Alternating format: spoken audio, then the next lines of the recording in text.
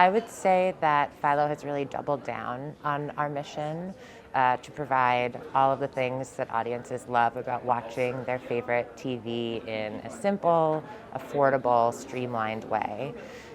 We are an entertainment and lifestyle-focused platform, and that has allowed us to keep our subscription cost low for our customers.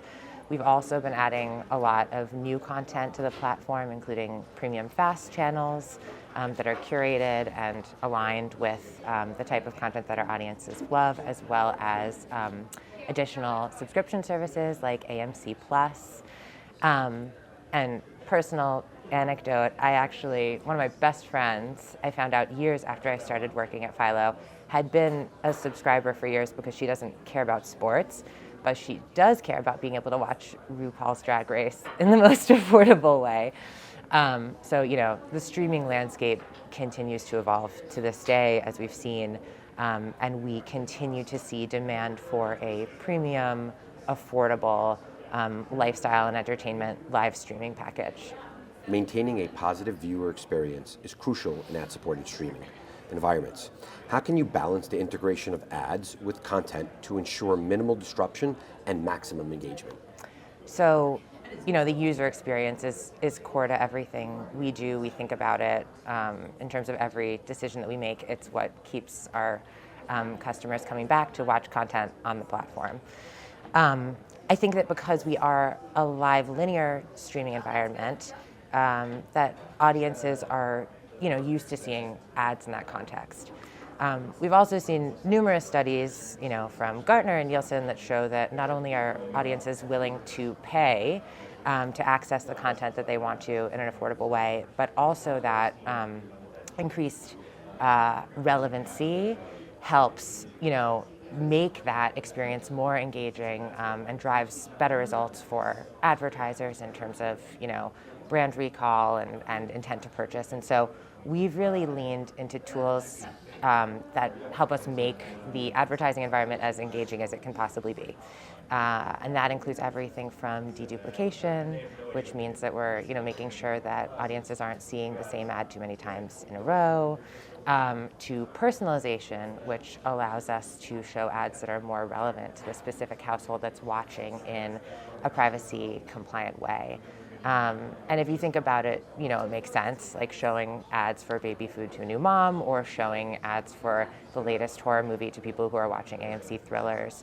And so we have really leaned in on both the audience and contextual piece of that, not only because it helps improve results for advertisers, but also because it makes it, a better and more engaging viewing experience for our audiences. What emerging ad formats or innovations do you foresee gaining traction this year? So pushing a little bit further on the concept of relevance, we have been working with a number of partners who are looking to go further than the genre or the channel or the show that someone's watching and actually push into the mood or the tone. And I think understanding how much more impactful ads are in a relevant environment, that's an area that we're really interested in exploring, and I think is an opportunity for advertisers to think strategically, not only about the genre or the channel that they're airing in, but really about aligning with the mood and the tone, and how that impacts audiences' reaction to their messaging. Philo has been expanding its content library, amassing more than 100 fast channels to date. How does this growth influence your ad partnerships, and what opportunities does it create for brands looking to connect with specific audience and specific segments? So I would say that our fast product is really just an opportunity to grow our existing ad partnerships, lean in on the things that we're doing well, but also opens up new opportunities to explore. I mentioned that the fast channels that we're adding are, aligned with the entertainment and lifestyle content that we have on the platform. But we've also added some channels that really help us connect with specific niche interests and communities. So one example of that would be Retro Crush, which hosts a lot of classic anime content and has a really devoted following. FAST also gives us the opportunity to grow our audience from a monthly active user perspective. So there's also just that expansion in terms of our reach and increasing the diversity of our audience. And so I think it's really a twofold ability to increase reach within Philo's universe, but then also drill into those specific communities that we're hosting on the platform. How do you see measurement evolving in the next year? So this has been happening for a long time, but I think the conversation around CTV as a performance medium is continuing to drive forward and come to the fore. Being able to tie exposure on CTV to people walking into a store, going to a website, and actually making that purchase. CTV is a full funnel medium. It's an incredibly powerful awareness and storytelling platform, but then it also provides, more along the lines of traditional digital advertising, a lot of signaling that allows people to connect it to those lower funnel performance goals in a more straightforward way. And so it's not a perfect science, but I think there's a lot of progress. There's a lot of demand for that. I think there's a lot of progress being made.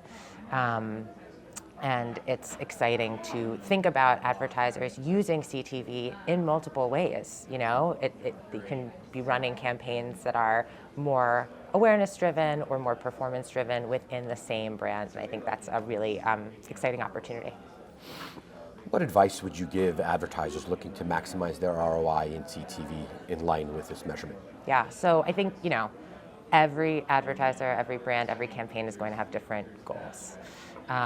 For some brands, it's going to be about finding, efficient and incremental reach, and just, scaling across the ecosystem.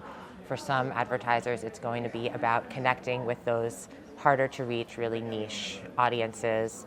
CTV provides the opportunity to do both of those things, and so I would say it's really about understanding what you're trying to accomplish and having that drive the specific activation. It's not, a one-size-fits-all approach.